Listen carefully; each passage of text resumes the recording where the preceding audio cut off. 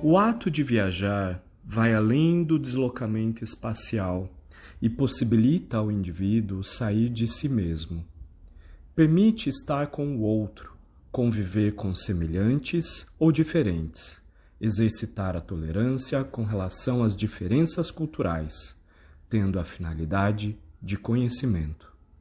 A viagem proporciona o aprendizado de modo lúdico, descompromissado, amplia a visão de mundo do indivíduo, gera o convívio que pode levar aos prazeres e desprazeres, às comparações, aos sentimentos de inveja ou de orgulho, de felicidade plena ou frustração. Mas será que o turista, quando escolhe uma viagem, ele está ciente dessa face humana?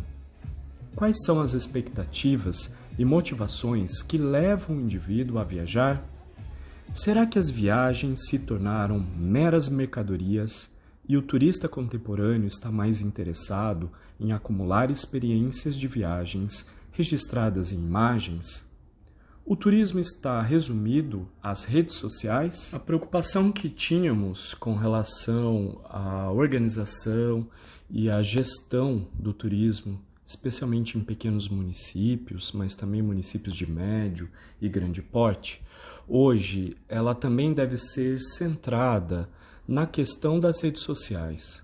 O quanto este fenômeno da viralização ou mesmo da intenção de se viralizar de modo espontâneo a partir de imagens coletadas por turistas acaba gerando algumas situações comprometedoras e até ameaçadoras para determinadas localidades.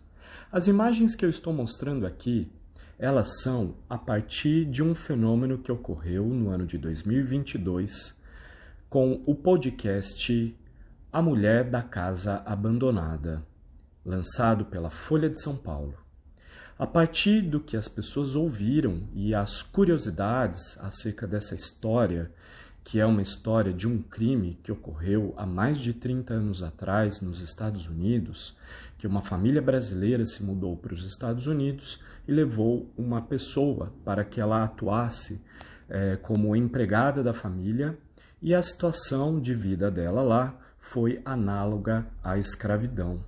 E vejam, diante desta história, pessoas foram para frente da casa registrar suas próprias imagens, fazendo lives, selfies, vídeos, danças, né? Foram diversas as manifestações ocorridas em pleno bairro de Higienópolis, interferindo na vida da vizinhança, das pessoas que circulam pelo bairro. E a gente não pode considerar como um atrativo turístico, mas praticamente se converteu nisso. Precisamos pensar que o turismo ele não é só redes sociais. E os municípios precisam planejar a atividade turística de modo ético, responsável e trabalhar com as redes sociais sempre prevendo as consequências, levando em consideração que as redes sociais atendem às massas. Então a gente tem que pensar num planejamento, sempre conhecendo como está o município, como está o turismo na minha cidade. E aí pensar em estruturas que vão servir sim como atrativos. Estou colocando aqui algumas imagens de ruas cobertas por guarda-chuvas. É um modismo que vem se espalhando pelo mundo todo e no Brasil não está diferente. A gente sabe que essa estrutura, para um clima como o nosso, né, que a gente tem um clima tropical, com chuvas muito fortes, ele não se sustenta, né? Então, um exemplo aqui é a rua que a gente tem no município de Águas de São Pedro. Ela se inicia em 2021 como estrutura de guarda-chuvas e depois, em 2022, ela acaba sendo transformada e dá espaço, então, para essa nova cobertura em tecidos, porque realmente os guarda-chuvas não aguentaram.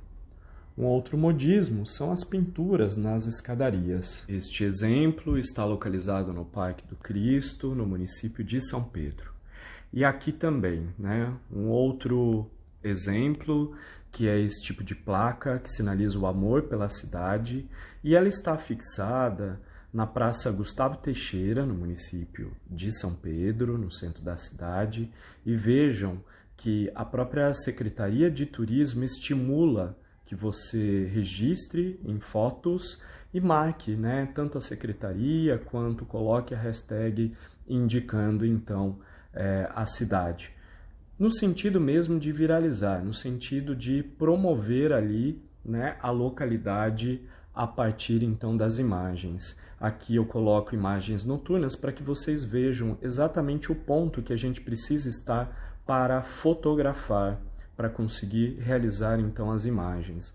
Vejam que é um ponto, né, numa via pública, colocando em risco, né, os turistas que estão aqui. Então é uma via bastante movimentada, em frente, né, à Igreja Matriz de São Pedro. Então o turista ele acaba se colocando em risco para realizar esta fotografia. Portanto, precisamos pensar que o planejamento do turismo ele vai muito além de obras realizadas para serem colocadas em redes sociais. Precisamos pensar de modo participativo e colaborativo, exercitar a escuta que vá além das falas de gestores públicos e privados. Precisamos ouvir a população para saber o que ela espera, ouvir os turistas a partir de pesquisas e estudos da demanda turística.